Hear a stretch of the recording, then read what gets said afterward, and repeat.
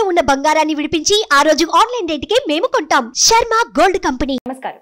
ప్రస్తుతం మనతో పాటు ఇస్కాన్ టెంపుల్ నుంచి ప్రణవానంద ప్రభుజీ ఉన్నారు. వారు ముంబైలోని గోవర్ధన్ ఇకో విలేజ్ ఆశ్రమంలో సేవ చేస్తూ ఉంటారు. వివిధ మాధ్యమాల ద్వారా శ్రీకృష్ణ తత్వం గురించి, వారి లీలల గురించి, అలాగే రామాయణ మహాభారతాల గురించి కూడా ప్రవచనాలు ఇస్తూ ఉంటారు. ఎంతో మంది ఆ ప్రవచనం విని మార్పు, అంటే వాళ్ళ జీవితాల్లో మార్పు చూసిన వాళ్ళు, అలాగే మారాలని కోరిక ఉండి విన్నవాళ్ళు, ఇలా చాలా మందిని చూస్తూ ఉన్నాము.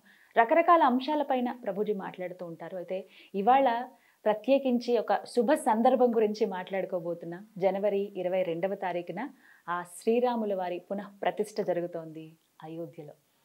ఈ అంశం గురించి మాట్లాడదాం. ప్రభుజీ, హరే కృష్ణ. హరే కృష్ణ. నమస్కారం అండి. నమస్కారం. ఎలా ఉన్నారు? బాగున్నా, మీరు ఎలా ఉన్నారు? చాలా చాలా బాగున్నాను. చాలా శుభ సందర్భం ఇది. ఈ కొత్త సంవత్సరంలో మొదటి, అంటే ఒక 10 రోజులు 20 రోజుల్లోనే ఒక గుడ్ న్యూస్ వింటున్నాం మనం. ఎప్పటి నుంచో వింటున్నప్పటికీ ఎప్పుడెప్పుడా అని 1000 కళ్ళతో ఎదురు చూస్తున్నటువంటి ఆ సందర్భం జనవరి 22వ తారీఖున రాబోతోంది. ఆ శ్రీరామచంద్రుని పునః ప్రతిష్ఠ మహోత్సవం. నిజంగానే నాకైతే ఎప్పుడు చూద్దామా వారిని అని ఉంది. ఆ అదృష్టం ఎప్పుడు వస్తుందో మరి. అంటే ఈ విశేషాల గురించే మీతో మాట్లాడాలి అనుకున్నాం ప్రభుజీ. ఆలయ నిర్మాణం కానీ చాలా అంగరంగ వైభవంగా జరుగుతుంది. ఆ కార్యక్రమం కూడా అంతే వైభవంగా చేయాలని ప్లాన్ చేస్తూ ఉన్నారు.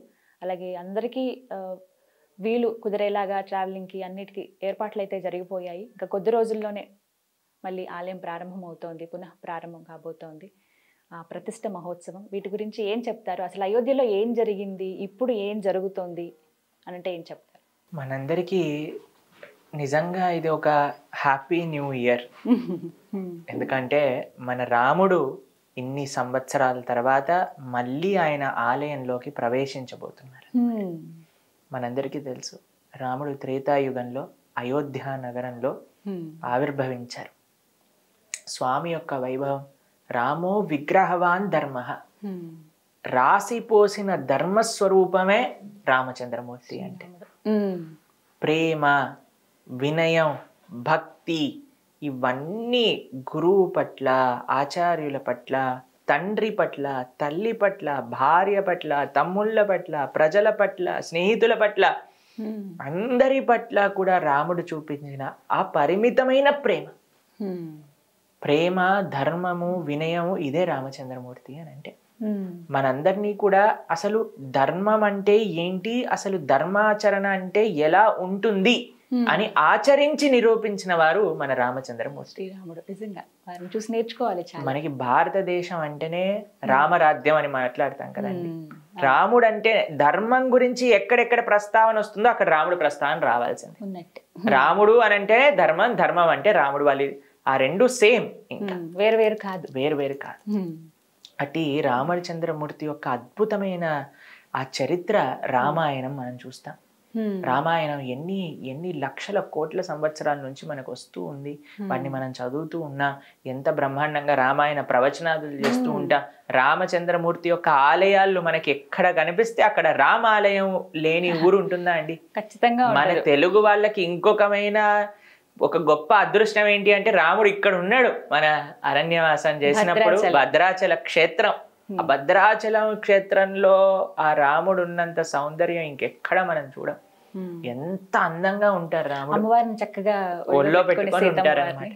అది కూడా ఎంత చక్కటి రాముడు అని అంటే, ఎంత గొప్ప రామభక్తులు, రామదాసు లాంటి. ఈ మన రాష్ట్రం మొత్తం కూడా రామభక్తితో నిజంగా చెప్పాలంటే నిండిన రాష్ట్రం అన్నమాట. కాబట్టి హిందువు అనంటే, సనాతన సాంప్రదాయము అనంటే రామకృష్ణాదులు మనకి చాలా ముఖ్యం. కానీ దురదృష్టవశాత్తు మనకి అటు రాముడు జన్మభూమి లేదు, ఇటు కృష్ణ జన్మభూమి కూడా ఆలయం లేకుండా అయిపోయింది. రాముడి యొక్క అయోధ్య గురించి మాట్లాడితే 1528వ సంవత్సరం జూన్ 6వ తారీఖున బాబర్ అనే ఎవరైతే ఆ ఎంపరర్ ఉన్నారో వాళ్ళ యొక్క జనరల్ 1,75,000 మంది హిందువుల్ని సంహరించి అక్కడుండే రామ మందిరాన్ని కూల్చేశారనమాట. అప్పటి నుంచి రాముడికి ఉండడానికి ఒక స్థలం కూడా లేదు. 500 సంవత్సరాలు ఇప్పటికీ గడిచిపోయింది. అయినా సరే సనాతన ధర్మానికి చెందిన ఈ దేశంలో, సనాతన ధర్మం పుట్టిన దేశంలో, సనాతన ధర్మం ఈ ప్రపంచాన్ని మొత్తం కూడా సనాతన ధర్మం వైపు తిరిగి సనాతన ధర్మంలో ఉండే రాముడి గురించి తెలుసుకొని, రాముడు మాకు ఆదర్శం, రామ భక్తి మాకు కావాలి, రామనామం కావాలి అని భారతదేశానికి వస్తే, భారతదేశానికి వచ్చి ఆశ్చర్యపోయే విషయం ఏంటి అంటే రాముడికి అక్కడ ఆలయం లేదు, రాముడికి గుడి లేదు, కృష్ణుడికి గుడి లేదు, కాశీలో విశ్వనాథుడికి ఆయన ఒరిజినల్ ఆలయం లేదు. అది మన భారతదేశ స్థితి. కానీ ఒక గొప్ప అదృష్టం, ఇన్ని సంవత్సరాల తర్వాత కదా తిరిగి గొప్ప మహానుభావుల యొక్క సంకల్పంతో మంచి రాజకీయ నాయకులు ఒక విధంగా చెప్పాలి అని అంటే వాళ్ళ యొక్క సంకల్పం, వాళ్ళ యొక్క శక్తి, ప్రధానమంత్రి గారు, మిగతా వాళ్ళందరూ వాళ్ళు కష్టపడి ఎన్ని వేల సంవత్సరాల నుంచి రామ ఆరాధన జరుగుతున్న ఈ దేశంలో కొన్ని వందల సంవత్సరాల నుంచి అక్కడ రామ భక్తులందరికీ కూడా ఒకటి వాళ్ళ ప్రాణం అక్కడ రాముడు ఆలయంలోకి వెళ్ళాలి. ఇది రామ జన్మ యొక్క భూమి, ఆయన పుట్టిన ప్రదేశం ఇది, ఇక్కడ ఆయనకి ఆలయం ఉండింది, ఆయన ఆలయంలోకి ఆయనను పంపించండి. మా గురువు గారు 1971లో అయోధ్యకి వెళ్ళినప్పుడు అక్కడ ఆయన చెప్పారనమాట, మొత్తం మిలిటరీ వాళ్ళందరు నించొని మొత్తం ఐరన్ ఫెన్సింగ్ ఉండేదన్నమాట, ఎవరు లోపల పోనిచ్చే వాళ్ళు కాదు. అక్కడ బయట కూర్చొని సాధువులందరూ అఖండ హరినామ సంకీర్తన చేస్తూ ఉండేవారు అనమాట, రామనామ సంకీర్తన. ఎందుకోసము అని అంటే మా గురువు గారు వెళ్ళినప్పుడు ఆయనకు ఒక పాంప్లెట్ ఇచ్చారు, ఇక్కడ రామ మందిరం కట్టాలి, ఇక్కడ రాముడు మళ్ళీ ఆయన యొక్క ఆలయంలోకి వెళ్ళాలి, దీనికోసం విరాళ స్వీకరణ కోసం మేమందరం ఇక్కడ కూర్చొని ఈ అఖండ హరినామ స్మరణ చేస్తున్నాం. మా జీవితంలో ఒకటే ఆశయం ఏంటి అని అంటే ఇక్కడ రాముడు మళ్ళీ ఆలయంలోకి వెళ్ళాలి. 1971లో ఇచ్చిన ఆ పాంప్లెట్ ని మా గురువు గారు భద్రంగా ఉంచుకున్నారనమాట. ఇప్పటికి మొన్నే తీసి చూపించారు. ఈ పాంప్లెట్ నేను అక్కడికి వెళ్ళినప్పుడు నాకు ఇచ్చారు, ఇప్పుడు ఆ కోరిక నెరవేరుతుంది. ఎంత మంది అండి జీవితాన్ని త్యాగం చేయడానికి సిద్ధమైపోయారు. మా రాముడు అక్కడ ఉంటే చాలు, మాకు ఇంకే ఏమొద్దు. అలాంటి శుభతరుణం శుభతరుణం మనము ఉన్న సమయంలో మనం చూడబోతున్నాము అని అంటే ఎంత అదృష్టము అనేది అంత అదృష్టం. ఇప్పుడు ఈ జనరేషన్ వాళ్ళకి నిజంగానే అది గొప్ప అదృష్టం. అందుకే మేము ఈసారి న్యూ ఇయర్ చెప్పడంలో చాలా ఆనందపడుతూ ఉన్నాం. నిజంగా కొత్త సంవత్సరం, ఎందుకంటే అది మంచి సంవత్సరం. ఎందుకంటే మన రామచంద్రుడు తిరిగి అయోధ్య నగరంలో తను పుట్టిన ప్రదేశంలోకి వెళ్తున్నారు. చాలా మంది ఆర్గ్యూ చేశారండి, ఎలా ప్రూవ్ చేస్తారు రాముడు ఇక్కడ పుట్టాడు అనే విషయం గురించి ఎలా తెలుస్తుంది అని అంటే మనకి తెలుస్తుంది. రామభద్రాచార్యులు అని చాలా గొప్ప జగద్గురువులు అనమాట. ఉత్తర భారతదేశంలో చిత్రకూటంలో వాళ్ళ పీఠం ఉంటుంది, తులసి పీఠం అని. ఆయన చిన్నప్పటి నుంచి ఆయనకి నేత్రములు కనిపించవు, అయినా సరే సుమారుగా 4 లక్షల శ్లోకములు కంఠస్థం ఆయనకి. అమ్మో, అంతగా జ్ఞాపకం. పురాణాలు, వేదాలు, శాస్త్రాలన్నీ కూడా 4 లక్షల పైగా శ్లోకాలు ఆయనకు వచ్చు. మొత్తం గీత, మొత్తం తులసీదాస్ యొక్క రామాయణం, మొత్తం భాగవతం అన్ని ఆయన చూడకుండా చెప్పేస్తారని. అటువంటి ఆయన శాస్త్రాలలో నుంచి ప్రూవ్ చేశారు ఏది కరెక్ట్, రాముడు పుట్టిన ప్రదేశం ఇదే అని ఆ జడ్జి దగ్గర ప్రూవ్ చేశారనమాట. ఎంతమంది అండి అసలు రామజన్మభూ ఇది ధర్మం కోసం నించోవటం అంటే. కానీ ఈ మధ్యలో ఉండే జనాలండి ఏదో రియాలిటీ షోలో పార్టిసిపేట్ చేసిన వాళ్ళు వెనకాల పడి వెళ్ళిపోవటం, టీవీలలో సినిమాలలో చేసిన వాళ్ళు వెనకాల ఏం చేశారని, ఏం పిచ్చి పట్టిందని మనం వాళ్ళ వెనకాల తిరుగుతున్నామండి. అసలు వాళ్ళు సమాజానికి ఏదన్నా మంచి ఒక దారిని చూపించారా, 10 మందికి మంచి చేశారా? కానీ ఈ యువతరాన్ని చూస్తే మాకు అప్పుడప్పుడు బాధేస్తూ ఉంటుంది. అందరు అలా ఉన్నారని కాదండి, చాలా మంది దైవం గురించి ఆలోచిస్తున్న వాళ్ళు ఉన్నారు. ఈ రోజుల్లో మళ్ళీ ఆ అవేర్నెస్ కొంచెం పెరిగిందండి. తేవడానికే ప్రయత్నం అందరూ చెయ్యాలి. మనం ఈ కార్యక్రమాధ్యమంగా చేసేది కూడా అదే కదా. ఏదో ఒక విధంగా కొంతమందికైనా సరే. ఈ రోజు మమ్మల్ని ఒకళ్ళు అడిగారు, ప్రభుజీ కొన్ని చాలా లక్షల మంది చూడొచ్చు, కానీ కొన్ని ఏవి చూడకపోయినా సరే మీరు వెళ్తారా చెప్పడానికి అని అంటే నేను అన్నాను, ఒక్కళ్ళు మనస్ఫూర్తిగా నేను చెప్పే మాటలు విన్నా సరే మేము వెళ్తాం అక్కడికి. ఎంత ఉపయోగం అవి. కళ్ళు మారినా చాలండి మాకు జీవితంలో. మా మొత్తం చేసే ప్రయత్నం ప్రొద్దు నుంచి రాత్రి దాకా మేము కష్టపడింది ఒక్క వ్యక్తి అయినా సరే, ఒక్కసారి అయినా సరే రాముడి గురించి కృష్ణుడి గురించి ఆలోచించారా అంటే నా జీవితం తరించినట్టు. మీకు అలాంటి అనుభవం ఏదైనా ఎదురైందండి? ఏ విషయంలో? ఒక్క వ్యక్తి నా వల్ల మారారు, ఎంతో మంది అని నాకు తెలుసు, కానీ మిమ్మల్ని బాగా కదిలింపజేసింది, మీరు చలించింది. మాకు ఒకసారి చెప్పారు, ప్రభుజీ మేము అంతగా అసలు భక్తి ఇలాంటివన్నీ మాకు ఉండేది కాదు, కానీ మా వైఫ్కి మేము బర్త్డే గిఫ్ట్ ఇవ్వాలి అని అనుకున్నా. అయితే మేము వెళ్ళి అడిగా, ఏం కావాలి నీకు ఈ సంవత్సరం బర్త్డే గిఫ్ట్ అని అంటే ఆవిడ అన్నారు, ఈ సంవత్సరం నాకు బర్త్డే గిఫ్ట్గా ప్రణవానంద దాస్ చెప్పిన భాగవతం వినాలి మీరు అని అడిగారు. అయితే మీ భాగవతం వినే లోపలే నేను భక్తుని అయిపోయాను ప్రభుజీ అని చెప్పారనమాట.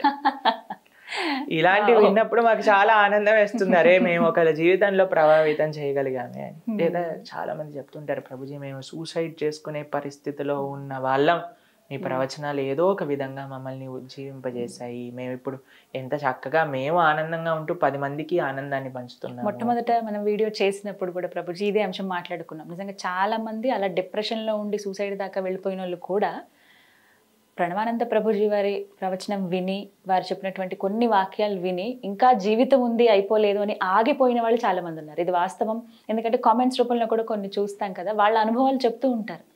ఆ విషయంలో చాలా కాబట్టి ఆ విధంగా ఎవరినైనా మేము సేవ చేయగలుగుతున్నాం అని అంటే మాకు చాలా పెద్ద అదృష్టం. కానీ మనం చేసేదంతా ఒక చిన్ని మట్టి రేణువు లాంటిది, ఇసుక రేణువు లాంటిది. ఇంకా చాలా కానీ ఆ రాముడు వస్తే, ఆ రాముడి యొక్క భక్తి, ఆ రాముడి యొక్క ఆలయం కానీ వస్తే ఇంకెంత మందికి రాముడి గురించి తెలుస్తుంది. ఎలా ఉండబోతుందని మీ భావన? అద్భుతం, పరమ అద్భుతంగా ఉండబోతుంది రాముడి యొక్క ఆలయం. రాముడు వచ్చిన క్షణం నుంచి ఇంకా మనకి మన ధర్మం ఇంకా ముందుకు వెళ్తూ ఉంటుంది అన్నమాట. అయితే ఇక్కడ మీకు ఒక విషయాన్ని ప్రస్తావన చేస్తాను. ప్రతి ఒక్క హిందువు కూడా ఒక గొప్ప పండుగలాగా, ఒక గొప్ప ఉత్సవంలా చేసుకోవాలి అని అందరూ చెప్తున్నారు. మన ప్రధానమంత్రి గారు కూడా అదే విషయాన్ని అందరికీ పిలుపుగా ఇచ్చారు, దీపావళి చేసుకోవాలి అని చెప్పారు ఆయన. రాముడు అయోధ్య వదిలి వెళ్ళినప్పుడు అటండి, కడుపులో ఉండే శిశువులు కూడా ఏడ్చాయట, రాముడు అయోధ్య వెళ్ళిపోతున్నాడు అని.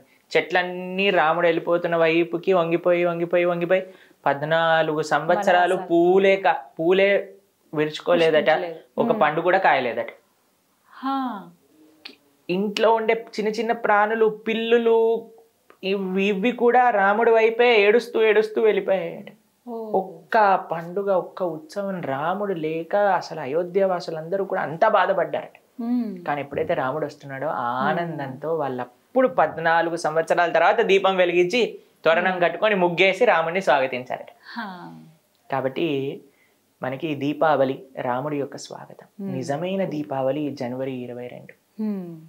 ఎందుకంటే రాముడు నిజంగా మళ్ళీ తిరిగి ఆలయంలోకి ఆ అయోధ్య వైభవం ఆ రోజు ప్రకాశింపబడుతుంది అనమాట. కానీ కేవలం రాముణ్ణి ఆలయంలోకి పంపించి మనం పని మనం చేసుకోకూడదు, రాముణ్ణి మన హృదయంలోకి స్వాగతించాలి. ఎలా స్వాగతిస్తారు హృదయంలోకి అని అంటే, ఆ రాముడు గురించి వినటంతో, రాముడు ఆచరించిన మార్గం తెలుసుకోవటంతో మన హృదయంలోకి మనం ఆహ్వానించవచ్చు. అందుకే జనవరి 16వ తారీఖు నుంచి మన ప్రణవానంద దాస్ ఛానల్ ఏదైతే ఉందో ఆ మాధ్యమంగా మనం రామాయణ ప్రవచనాలను చేస్తున్నాం అనమాట. 16 తారీఖు నుంచి స్టార్ట్ అవుతుంది. మొత్తం పూర్తి రామాయణాన్ని మనం చెప్పుకోబోతున్నాం, రాముడి యొక్క ప్రతిష్ట. 12 డేస్ మనం మొత్తం ఒక్కొక్క కాండం కూడా రెండు చెప్పున సంక్షిప్తంగా రాముడి యొక్క ఆ ఉత్సవాలు జరిగేంత లోపల మనం పూర్తి రామాయణాన్ని శ్రవణం చేయాలి అనే ఒక సంకల్పంతో అనమాట. కాబట్టి మేము మీ అందరికీ చేసే రిక్వెస్ట్ ఏంటి అంటే, తప్పకుండా ఆ రామాయణాన్ని వినండి. విన్నప్పుడు కేవలం భగవంతుని మందిరంలో పంపించి మనం నమస్కారం చేయకుండా మన హృదయంలోకి కూడా రాముని స్వాగతించినట్టు అవుతుంది. రాముని హృదయంలోకి హనుమంతుడిలాగా హృదయాన్ని చీల్చుకొని స్వాగతించలేం కదండి. చెవుల ద్వారా ప్రవిష్ట కందరంధ్రేణ అని అంటారు. చెవుల ద్వారా భగవంతుడు మన హృదయంలోకి ప్రవేశిస్తారనమాట. ఇంకొక విషయం చెప్తాను, కేవలం హృదయంలో పెట్టుకోకండి, రాముణ్ణి ఈ ప్రపంచం అంతా నడిపించండి. ఎలా నడిపిస్తారు రాముణ్ణి? మనం ధర్మాచరణ చేస్తే రాముడు నడిచినట్టే. ఎందుకంటే రాముడు ధర్మం కాబట్టి. ఇందులో 3 స్టెప్స్ అండి. ఫస్ట్ది, మనందరం ఒక గొప్ప ఉత్సవంగా రామ పునఃప్రతిష్ఠ ఉత్సవాన్ని చేసుకోవాలి. మనకు తెలుస్తున్నది, ఇంటింటా అక్షంతలు పంపిస్తున్నారట, ఆ కార్యక్రమంగా జరుగుతుంది. దాన్ని కూడా స్వాగతించండి, బ్రహ్మాండంగా ఎంతో పవిత్రంగా స్వీకరించండి.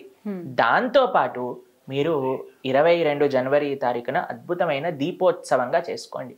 దానికంటే ముందు ప్రిపరేషన్గా 16th నుంచే మీరు రామాయణం వినటం స్టార్ట్ చేయండి. అప్పుడు హృదయంలోకి వస్తుంది.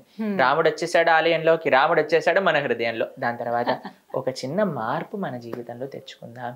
రాముడు నడిచిన విధానాన్ని మన జీవితంలో తెలుసుకొని నేను ఎలా మారాలి. రాముడు అంటే ఎవరండి? తల్లిదండ్రుల యొక్క ఆజ్ఞ తూచా తప్పకుండా పాటించేవారు, భార్యకి ఎంతో రెస్పెక్ట్ ఇచ్చేవారు, ఏకపత్ని వ్రతుడు, అన్నా తమ్ముళ్ళ మధ్యలో అన్యోన్యమైన ప్రేమ. అన్నా తమ్ముళ్ళు ఎలా ఉండాలి, భార్యాభర్తలు ఎలా ఉండాలి, ఒక పిల్లలు ఎలా ఉండాలి తల్లిదండ్రుల పట్ల, ఒక రాజు ఎలా ఉండాలి ప్రజల పట్ల, ఒక స్నేహితుడు ఎలా ఉండాలి స్నేహితుడి పట్ల. దేంట్లోనైనా మీకు ఒక ఐడియల్ పర్సనాలిటీ కావాలి అని అంటే మా రామచంద్రుడు ఉన్నాడు అక్కడ. ఆయన చూపిస్తే చాలు, ఆయన చూపిస్తాడు. మీకు ఎవ్వరూ ఇన్స్పిరేషన్ అవసరం లేదండి ఈ ప్రపంచంలో. రామకృష్ణులు ఆర్ ద బిగ్గెస్ట్ ఇన్స్పిరేషన్. అయితే ప్రభుజీ, శ్రీరాముల వారి నుంచి మేము ఏం నేర్చుకోవాలి అని అంటే ఏం చెప్తారు? మీరు ఏమి మంచి విషయం నేర్చుకోవాలన్నా మా రాముడు నేర్పించడానికి తయారుగా ఉన్నారు. రామో విగ్రహవాన్ ధర్మః. మీరు ఏ మంచి పని చెయ్యాలి అని అనుకుంటున్నారో మా రాముడు, మన రాముడు ఆ విషయాన్ని చూపించేసాడు ఆల్రెడీ తన ఆచరణలో. మీరు మంచి వైపు వెళ్ళాలి అని అనుకుంటే రామాయణం చూపిస్తుంది. మీరు ఎలా ఉండకూడదు కూడా రామాయణం చూపిస్తుంది. మంచి అన్న తమ్ముళ్ళుగా ఉండాలనుకుంటున్నారా? రామకృష్ణులుగా ఉండండి. పిచ్చి అన్న తమ్ముళ్ళుగా ఉండాలనుకుంటున్నారా? వాలి సుగ్రీవుల్లా ఉండండి. మంచి రాజులా ఉంటారా? రాముళ్ళలా ఉండండి. ఒక చెడు లక్షణాలు ఉన్న రాజులా రావణుడు ఉన్నాడు మీ దగ్గరే. ఒక మంచి భర్త, అన్ని రామాయణంలో ఉన్నాయి. కాబట్టి రామాయణాన్ని వినండి. మనం ఎన్నోసార్లు వినుంటాం, మళ్ళీ రామాయణాన్ని వినండి. ఈ రామ జన్మోత్సవాలు అయ్యేంత వరకు, ఆ పునఃప్రతిష్ఠ మహోత్సవాలు అయ్యేంత వరకు చక్కగా ఆ రామ ధ్యాసలు, ఆ రామ మననంతో మనం గడపగలిగితే అది నిజంగా ఒక గొప్ప ఉత్సవం అన్నమాట. మీకు ఆ విషయం తెలుసా? ఇంతకు ముందు పాత రామాయణం సీరియల్ వచ్చింది కదండి దూరదర్శన్ లో వచ్చినప్పుడు, ఎప్పుడైతే ఆ రామాయణం టెలికాస్ట్ అయిందో మన దేశంలో 70% క్రైమ్ రేట్ తక్కువ ఉండిందట ఆ టెలికాస్ట్ అయినంత వరకు. ఎందుకంటే అందరిపైన అంత ప్రభావితం చేసింది. అది మాత్రం నిజమండి. ఇప్పటికీ కరోనా టైంలో మళ్ళీ రిలీజ్ చేసినట్టుగా, ఇప్పుడు మన సినిమా రిలీజ్ చేసినట్టుగా ఆ సీరియల్ని మొత్తం ఆ భాగాన్ని అంతా కూడా మళ్ళీ టెలికాస్ట్ చేశారు. మళ్ళీ అంతే ఇదిగా చూశారు. అదే అంటున్నా. కాబట్టి ఒకటి ఏదైనా చూసాము అంటే మన జీవితంలో ఏదో ఒకటి నేర్చుకోవాలి. మంచి విషయం నేర్చుకోవాలి, పిచ్చి విషయం కాదు. ఏదో ఒకటి విన్నాము అని అంటే మంచి విషయం నేర్చుకోవాలి, పిచ్చి విషయాలు కాదు. కాబట్టి మనందరం, మేము ఇంతకు ముందు కొన్ని రోజుల ముందు మాకు కొన్ని వీడియోస్ పంపించారనమాట. ఒక రియాలిటీ షో, వాళ్ళు ఎవరో బయటకు వస్తే వీళ్ళందరూ గట్టి గట్టిగా అరవటం, అది ఇది చేయటం, వేరే వాళ్ళపైన దాడి చేయటం, అవి ఇవి అన్ని చూస్తే మేమకైతే బాధేసింది. బాబా, అయ్యో వీళ్ళందరూ ఈ దేశానికి సంబంధించిన యువకులా, వీళ్ళ రేపు రొద్దున మన దేశాన్ని ముందుకు తెరిపించేది. ఏం చేస్తున్నారు, ఏ పరిస్థితిలో ఉన్నారు, ఏం చెయ్యాలి, ఏం చేయకూడదు అని తెలియకూడదా అండి మనందరికీ కూడా? దేనికోసం అంటే మాకు ఏంటి బాధ అంటే, యువత ఎప్పుడైతే ఆదర్శాలు, తప్పుడు ఆదర్శాలలో వెళ్ళిపోయింది అనుకోండి, ఇంకా ఈ దేశం వాళ్ళ చేతుల్లోనే కదండి ఉంది. ఎక్కువ యంగ్ జనరేషన్ ఉన్న కాబట్టి యంగ్ జనరేషన్ దేని నుంచి ప్రభావితం అవ్వాలి అని అంటే మంచి విషయాల నుంచి ప్రభావితం అవ్వాలి. కానీ మంచి చెప్పేవాళ్ళు, మంచి చూపించే వాళ్ళు ఉన్నారా అంటే ప్రశ్నార్థకం అయిపోయింది. దొరికిన ఇలాంటి కొద్ది వాటిని కూడా యాక్సెప్ట్ చేసే ఆ గుణం ఉండాలి. కాబట్టి మీ అందరికీ మేము చేసే ప్రార్థన ఏంటి అంటే, ఆ రామాయణం చక్కగా శ్రవణం చేయండి. మీరు వినటం కాకుండా మీ పిల్లల్ని ప్రోత్సహించండి. అందరూ కూడా ఎప్పుడైతే ఆ రామభక్తి, ఆ రామనామం, ఆ రామచింతన, రామ కథ ఎప్పుడైతే వస్తుందో, ఆ రామ భక్త శిరోమణి హనుమాన్, అటువంటి హనుమ అటలో మనం నడవాలి. ఆయన శక్తి, ఆయన యొక్క భక్తి, ఆయన యొక్క సేవ. హనుమంతుడు చూసారా అండి మీరు? ఒక స్వరూపంలో మీరు చూసారనుకోండి, హనుమ ఒక దగ్గర గద పట్టుకొని ఇంకో చేత్తో ఇలా పర్వతాన్ని పట్టుకొని హృదయంలో సీతారాములు మనకి అలా ఒక అద్భుతమైన మా ఆశ్రమంలో ఉండే హనుమ కూడా ఇలానే ఉంటాడు. అయితే హనుమ ఈ స్వరూపంతో ఏం సూచిస్తున్నారు అంటే శక్తి. మన జీవితంలో ధర్మం ఆచరించాలి అంటే శక్తి కావాలని, ఆ శక్తి మన దగ్గర ఉండాలి. ఏం జీవితంలో సాధించాల్సిన సరే మనం సాధించగలిగిన శక్తి మన దగ్గర ఉండాలి. ఈ శక్తితో పాటు కావాల్సింది భక్తి, హృదయంలో భక్తి. హృదయంలో భక్తి, మన జీవితంలో సాధించడానికి శక్తి రామసేవ. కేవలం భక్తి హృదయంలో దాచుకొని ఓ నేను ప్రేమిస్తున్నాను కాదయ్యా, ఏదో ఒకటి సేవ చెయ్యి. ఇలా పర్వతాన్ని పట్టుకొని తీసుకెళ్తున్నారు హనుమ రామసేవకై. కాబట్టి ఈ 3 మన జీవితంలో ఉండాలి. ఈ రామ జన్మభూమి యొక్క పునఃప్రతిష్ఠ కార్యక్రమంలో మనం స్వామికి ప్రార్థన చేయాల్సింది ఇదే. స్వామి, ధర్మాచరణ చేసే శక్తి నీ యొక్క భక్తి, నీ సేవ మాకు ప్రధానించు. ఇలా ప్రతి ఒక్క హిందువు, ప్రతి ఒక్క సనాతన సాంప్రదాయానికి చెందిన వారందరూ కూడా ఒక్కసారి ఆలోచించండి.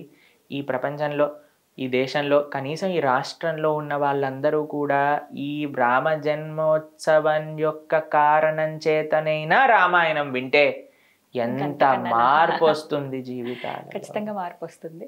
అలాగే ప్రతి ఒక్కరు కూడా దర్శనం చేసుకోవాలని కోరుకుంటున్నారు. మళ్ళీ ఆ రాముల వారిని అక్కడ చూడాలనే కోరిక ఉంది. కేంద్ర ప్రభుత్వం కూడా రకరకాల ఏర్పాట్లు చేస్తున్నారు అక్కడికి వెళ్ళటానికి. 1 రోజుల కుంభమేళా లాగా చేస్తున్నారు అనమాట. కాబట్టి ఇస్కాన్ తరపు నుంచి కూడా ఒక పెద్ద స్థాయిలో ఫ్రీగా ఉచిత ప్రసాద వితరణ ప్రతిరోజు కూడా 10 నుంచి 15 వేల మందికి అక్కడ ఉచిత ప్రసాద వితరణ కోసం ఇస్కాన్ కూడా అక్కడ అద్భుతమైన క్యాంప్ ఏర్పాటు చేసి ప్రతి ఒక్కళ్ళకి కూడా, వచ్చిన వాళ్ళందరికీ కూడా ప్రసాద వితరణ, అక్కడ చాలా ఆర్గనైజేషన్స్ ఉన్నాయి, అందులో మన వాళ్ళకి కూడా ఒక ప్రదేశం ఇచ్చారనమాట. అక్కడ కూడా వాళ్ళందరూ చక్కగా ప్రసాదాన్ని ఇప్పుడు 20వ తారీఖు నుంచి ఫిబ్రవరి 15 వరకు వాళ్ళు ఆ ప్రసాద వితరణ ప్రోగ్రామ్ ని చేస్తున్నారు అనమాట. కాబట్టి ఈ ఇయర్ లో అన్నిటికంటే best and most proudest moment మనకి ఏదన్నా ఉంది అని అంటే అది 1st జనవరి కాదు, 31st డిసెంబర్ కాదు, మనకి 14th ఫిబ్రవరి కాదు. అది నిజమైన రోజు ఏదన్నా ఉంది, మనందరం సెలబ్రేట్ చేసుకొని, మనందరం if we have to look forward for something, that should be Rama Janmabhoomi యొక్క పునఃప్రతిష్ఠ. అది జనవరి 22. కాబట్టి మీకు మేము చేసే ప్రార్థన, చక్కగా మీరందరూ కూడా ఆ స్వామి ఆ సమయానికల్లా మనందరం ఆ రామ చింతనతో ఉండాలి, ఆ రామ భావనతో ఉండాలి. రాముడి యొక్క సేవ చేస్తూ రాముడి యొక్క ఉత్సవాన్ని మనందరం జరుపుకునేటట్టుగా మనం ఉంటే ఆ రాముడు ఆనందంగా ఉంటారు అక్కడ. దాంతోపాటు కేవలం జనవరి 22 తర్వాత వదిలేయటం కాదండి, ఆ రామ భావన, రాముడు మనకి ఏదైతే ఆయన ఆచరించి చూపించాడో దాన్ని మన జీవితంలో ఆచరిద్దాం, ఆ మార్గాన్ని మనం స్వీకరిద్దాం. ఇది నిజమైన రాముడికి మనం ఇచ్చే గిఫ్ట్ అన్నమాట. కానీ అదృష్టం ఎప్పుడు దక్కుతుందో నాకైతే చాలా కోరికగా ఉంది చూడాలి అని.